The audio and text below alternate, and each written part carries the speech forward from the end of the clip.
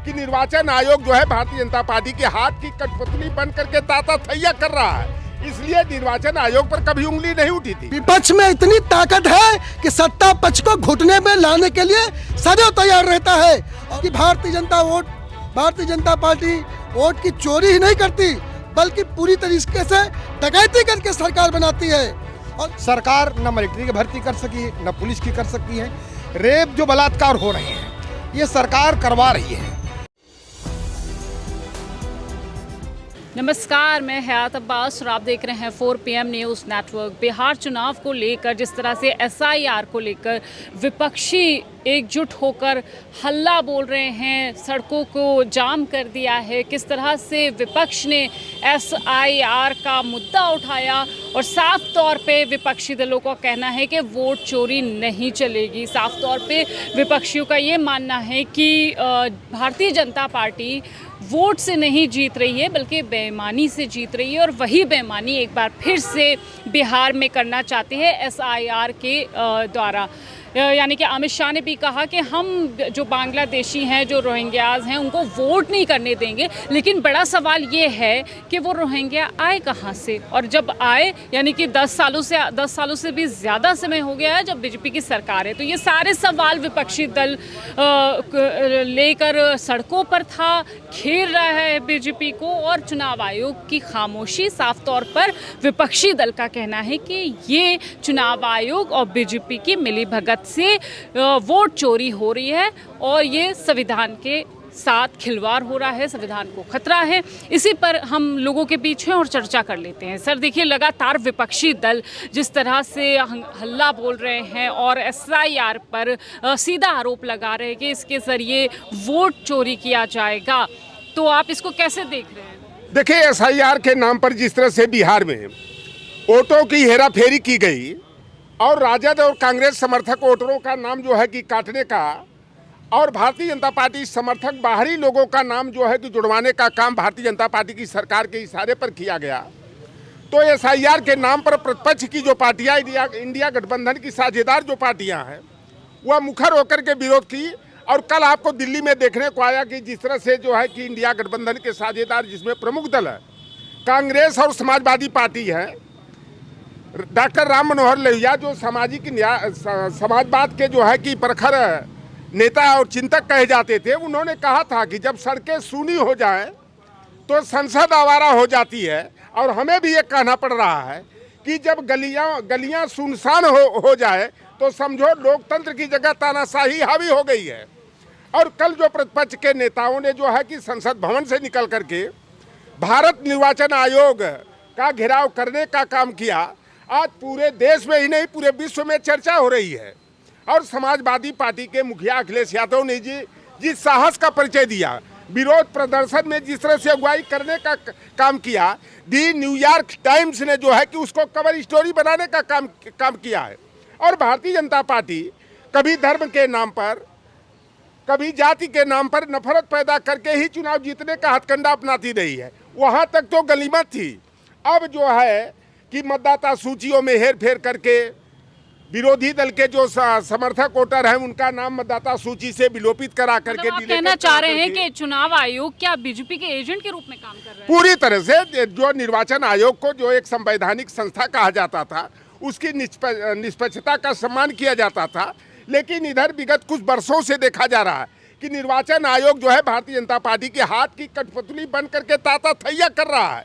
इसलिए निर्वाचन आयोग पर कभी उंगली नहीं उठी थी। जब उंगली उठाने का अवसर निर्वाचन आयोग ने दिया कि वह भारतीय जनता पार्टी के इशारे पर काम कर रहा है, बंदर और बंदरिया की तरह नाचने का काम कर रहा है, तो प्रतिपक्ष के नेता जो है कि मुखर होकर के उसके विरोध में उतर गए हैं। अब इंडिया गठबंधन के लोग किसी भी दशा में जो है भारतीय जनता पार्टी और इसके सहयोगी जो दल हैं, यह चाहते हैं कि चुनावों में हेरफेर करके, मतदाता सूची में गड़बड़ी करके, EVM मशीनों में हेराफेरी करके ये चुनाव जीत ले। तो यह पानी सर से ऊपर जा चुका है। अब प्रतिपक्ष के लोग जो है करो या मरो की तर्ज पर लोकतंत्र और संविधान को बचाने के लिए, अपने वोट की रखवाली के लिए जो है किसी भी स्तर तक जा करके आंदोलन करेंगे और भारतीय जनता पार्टी की तानाशाही से नहीं डरेंगे। देखिए, ये कह रहे हैं आंदोलन करेंगे, वो कह रहे हैं कि कांग्रेस हार जाती है, जो विपक्षी पार्टियां हार जाती हैं, वो सिर्फ इसलिए ये एसआईआर का मुद्दा उठा रही हैं, डर से मुद्दा ये उठाया जा रहा है। बीजेपी वाले ये कह रहे हैं। जब हमारे इतने उम्र के नेता जब कह रहे हैं संघर्ष होगा, तो हम लोग तो संघर्ष को अंजाम देने के लिए तैयार हैं। कभी भी समाजवादी पार्टी संघर्ष में पीछे हटी नहीं। इसका जीता जागता एग्जाम्पल आप देख लीजिए कि कल माननीय राष्ट्रीय अध्यक्ष जी ने दिखा दिया, और माननीय राष्ट्रीय अध्यक्ष जी ने जो किया वो अपने लिए नहीं किया, वो देश की 140 करोड़ जनता के हक अधिकार के लिए किया, क्योंकि डाका उनके वोट पे डाला जा रहा है। और अभी तक तो हम लोग को विश्वास नहीं हो रहा था, लेकिन जैसे ही कर्नाटक का प्रतिपक्ष नेता राहुल गांधी जी ने ये दिखा दिया, टीवी स्क्रीन पर दिखा दिया, ब्लैक एंड वाइट पे दिखा दिया कि किस तरीके से 5 कारणों से ये वोटर लिस्ट में 1 लाख से ज़्यादा एक ही विधानसभा में वोट डाले गए, जिससे बीजेपी सरकार का सांसद बना और वो आज सत्ता में बैठे हुए हैं। और ये केवल कुछ लोगों ने नहीं देखा, हिंदुस्तान के लोगों ने देखा, और हिंदुस्तान की हर उस गली तक ये आवाज़ गई कि भारतीय जनता पार्टी वोट की चोरी ही नहीं करती, बल्कि पूरी तरीके से डकैती करके सरकार बनाती है। और ये खबर पूरे दुनिया विश्व में फैल गई। और ये जो कल आंदोलन हुआ, आपको बताता हूँ पत्रकार महोदय, हमारे देश के जो दलाल चैनल है, जो प्रिंट मीडिया है, अमर उजाला जैसे लोग हैं, आप देखिए उनके फ्रंट पेज पे कल की कोई खबर है ही नहीं। कहीं 4थे नंबर पे, कहीं 5वें नंबर पे उनकी खबर छोटी सी लगाई जा रही है। बिल्कुल, और मीडिया की तरफ से ये भी झूठ फैलाया जा रहा है, जैसे आपने गोदी मीडिया की बात करी, कि ये विपक्ष जहां हार जाता है, अपनी हार को छुपाने के लिए इस तरह के आंदोलन। विपक्ष में इतनी ताकत है कि सत्ता पक्ष को घुटने में लाने के लिए सदैव तैयार रहता है। और आपसे मैं कहना चाहता हूं, उनको ला के रहूंगा। और चुनाव आयोग के जिन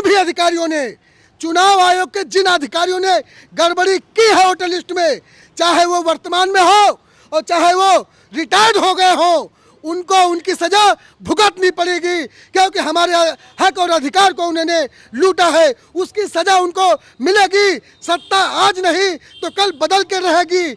140 करोड़ जनता मन बना चुकी है। इन वोटर चोरों को, इन लुटेरों को, भारतीय जनता पार्टी के लोगों को सत्ता से बाहर रास्ता दिखाने के लिए जनता तैयार है, और आंदोलन छिड़ चुका है। आपको बता दूं, वह दिन दूर नहीं जब हिंदुस्तान की एक एक रोड जाम होगी, ट्रेन की पटरियां जाम की जाएंगी, और यही हिंदुस्तान की 125 करोड़ जनता जवाब देगी इनको। अरे मोदी जी इतना झूठा है, इसने कहा था जो हवाई चप्पल पहनते हैं उनको मैं हवाई जहाज की सैर कराऊंगा। आज वो लोग ट्रेन में लैट्रिन के डिब्बे में बैठ के सफर कर रहे हैं। कितना झूठा, कितना मक्कार, तड़ी पार अमित शाह की एक बयान आया है, वो कह रहे हैं कि हम बिहार में बांग्लादेशी को भगा के रहेंगे, उनको वोट नहीं देने। मैं अमित शाह जी को कहना चाहता हूं, आप किसी को नहीं भगाएंगे। बिहार की जनता पढ़ी लिखी है, समझदार हो गई है। आप जहां के थे, गुजरात आपको भेजने की बिहार की जनता करेगी। और मैं आपके चैनल के माध्यम से पूरी निष्ठा के साथ कहना चाहता हूं, आज ईमानदारी से चुनाव हो जाए बिहार में, तो तेजस्वी जी को, राहुल जी को प्रचार करने की जरूरत नहीं है। वह प्रचंड बहुमत की वहाँ सरकार बना लेंगे। इसीलिए वो बौखलाए हुए हैं, 2 महीने का समय देकर SIR करवा रहे हैं। तो आप सोचिए किस हद तक ये लोग बेईमानी करने के लिए तैयार हैं। आपको क्या लगता है कि जैसे कि विपक्ष कह रहा है कि एजेंट के रूप में चुनाव आयोग काम कर रहा है बीजेपी के, तो क्या इसमें? अरे आपको विश्वास नहीं, आप टीवी चैनल नहीं देखते, आपको विश्वास ही नहीं। पूरी तरीके से भारतीय चुनाव आयोग नहीं, वो भारतीय जनता पार्टी का आयोग है। वो एकदम जंजीर में जैसे बंदर नहीं नाचता, वैसे मोदी और अमित शाह चुनाव आयोग को नचा रहा। अरे वही तो अधिकारी था जो अमित शाह के साथ में रहता था, आज उसी को बना दिया गया। ना तो सुप्रीम कोर्ट की बात मानी जाएगी, ना न्यायपालिका की बात मानी जाएगी, ना कार्यपालिका की बात मानी जाएगी, ना जनता सड़कों पे आंदोलन करेगी, उसकी बात नहीं मानी जाएगी। तो देश में तानाशाही हो गई ना, इमरजेंसी लागू हो गई ना। तो इसको हम लोग कतई बर्दाश्त नहीं करेंगे। और अगर जो भी सुनते हैं अधिकारी जो गड़बड़ करते हैं, उनको जब समय आएगा तो उनके कर्मों का फल जरूर मिलेगा। बिल्कुल चाचा, आपने तो काफ़ी चुनाव देखे होंगे। ये जो वोट चोरी वाला सिलसिला चल रहा है, चुनाव आयोग पर इतने एलिगेशन लग रहे हैं, आपको क्या लगता है इसमें सच्चाई है? देखिए, सच्चाई ये है कि एक चुनाव तो मोदी जी की लहर में जीत गए हैं, मोदी आएंगे अच्छा काम करेंगे। दूसरे चुनाव में बेईमानी हुई है, ईवीएम या मोबाइल कोई कहीं से भी उसको कनेक्ट कर लेता है और होता है। ऐसा कई जगह दिखाया गया है मशीनों में कि ऐसा ऐसा मैकेनिक लोग दिखाए कि ऐसा ऐसा चोरी किया जाता है इसमें। तो चोरी से सरकारी लोग बना लेते हैं। रह गई बात विकास और मुद्दे की, तो आज न जातिवाद का चुनाव है न किसी का मुद्दे का चुनाव है। मुद्दा यह है कि धरातल और ज़मीनी स्तर इस सरकार ने एकदम भ्रष्ट कर दिया है। लाखों करोड़ों जो नौकरियां खाली हैं, पद खाली हैं, उसमें आदमी परेशान है। आज हमारे उत्तर प्रदेश के, बिहार के लाखों करोड़ों आदमी महाराष्ट्र, मद्रास, मुंबई पढ़े लिखे आप जैसे पढ़े लिखे बच्चे ठोकरे खा रहे हैं। सरकार न मिलिट्री की भर्ती कर सकी, न पुलिस की कर सकती है। रेप जो बलात्कार हो रहे हैं ये सरकार करवा रही है। करने वालों को सरकार को नौकरी देना चाहिए। सरकार करवा रही है, आप बहुत बड़ा आरोप लगा रहे हैं। सरकार करवा रही है। अगर आज सरकार भारतीय जनता पार्टी 6 लाख पुलिस की भर्ती करती है और एक एक गांव में 3-3 पुलिस खड़ा कर देगी, और बलात्कार अगर हत्या हो जाएगी जिसमें कुत्ता खाता राम मदन को खिला देना, जो भी करवा रही सरकार करवा रही है। आप इस सबके लिए जिम्मेदार सरकार को मानते हैं? हाँ, सरकार ही है। जो करने वाले हैं उनको सरकार को प्रतिबंध करना चाहिए। ये हमारे नौजवान युवक पढ़े लिखे घूम रहे हैं, हम इनको नौकर बना लेंगे। मोदी जी तो कह रहे हैं हमने 17 करोड़ रोजगार दे दिए 10 सालों में। किसको नहीं दिए हैं? जाके देखो, ट्रेनें इतनी भर के जाती हैं, बम्बई की, कलकत्ता की, चेन्नई तक की ट्रेनें इतनी भर के जाती हैं कि अब जो सफर करता है वही जानता है। तो मोदी जी तो कह रहे हैं हमने हर दिन आए दिन तो वो हरी झंडी दिखाते हैं, वंदे भारत दिखाते हैं। जनता ने उनको 2 पैर की पैर तोड़ दिया है। एक नीतीश और एक चंद्रबाबू नायडू।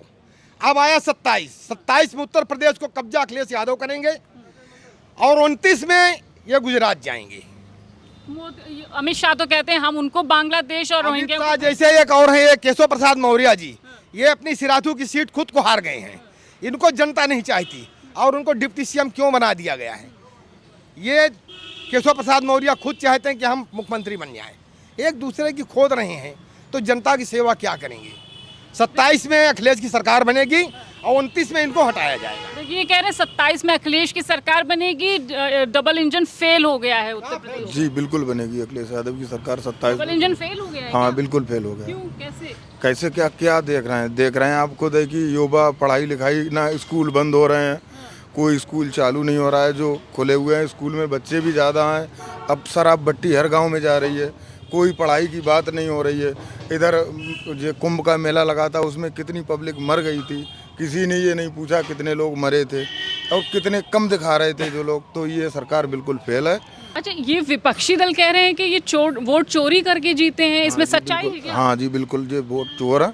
और ये इलेक्ट्रिक जो है इनके पास डाटा, ये क्यों नहीं दिखाते हैं? जब ये ईमानदार हैं क्यों नहीं दिखाना चाह रहे हैं? सब लोगों को दिखाएं वहाँ के।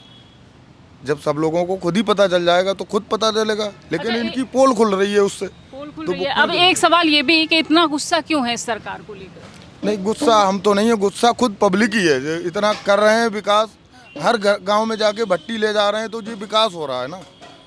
दूध बिकेगा नहीं, दूध आदमी पी नहीं रहा है, शराब पिएगा तो वो उनको वोट करेगा।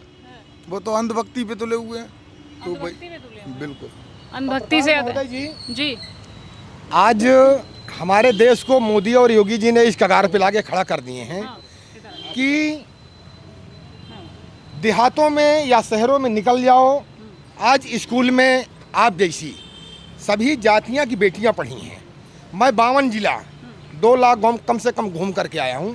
जहां भी गया हूं सर्व समाज की बेटियां पढ़ी लिखी अपने घरों में बैठी हैं। और वोट मांगने जाओ तो यही कहती हैं कि ये निकम्मी सरकार, हम लोगों की उम्र चली गई, डेट ख़त्म हो गई नौकरी की। तो ये श्राप इनको लगे हैं। हमारी कौशाम्बी में गाय, जिसको माता कहते हैं, 9 महीने में जन्म देने वाली गाय माता, जिसका दूध योगी जी पिए हैं, मोदी जी पिए, अमित शाह भी पिया है। उन गायों को कटघरे में बंद करके ना दाना दिया जाता है, ना चारा दिया जाता है, ना पानी दिया जाता है, और उनको मारा जा रहा है। तो ये सब पाप योगी और मोदी और इनको कहते लगे। हैं हम बड़े गांव रक्षक हैं। गौ रक्षक नहीं, भक्षक हैं, अच्छा, ये भक्षक हैं। अगर यकीन नहीं तो हमारे कौशाम्बी में आकर के देखिए, जीता जागता हिसाब किताब है। देखिए लोगों के बीच थे हम और जानने की कोशिश कर रहे थे कि जो लगातार वोट चोरी पे विपक्ष बीजेपी और चुनाव आयोग को घेर रहा है, इसमें कितनी सच्चाई। आपने लोगों से सुना है तमाम बातें जो लोगों ने की हैं, आपको कैसी बातचीत लगी और इसमें क्या सच्चाई, आपको क्या लगता है कि चुनाव आयोग एक एजेंट की तरह काम कर रहा है, हमें कमेंट बॉक्स में ज़रूर बताइएगा। कैमरा पर्सन सत्यनारायण के साथ मैं हयात अब्बास, 4 PM न्यूज़ नेटवर्क।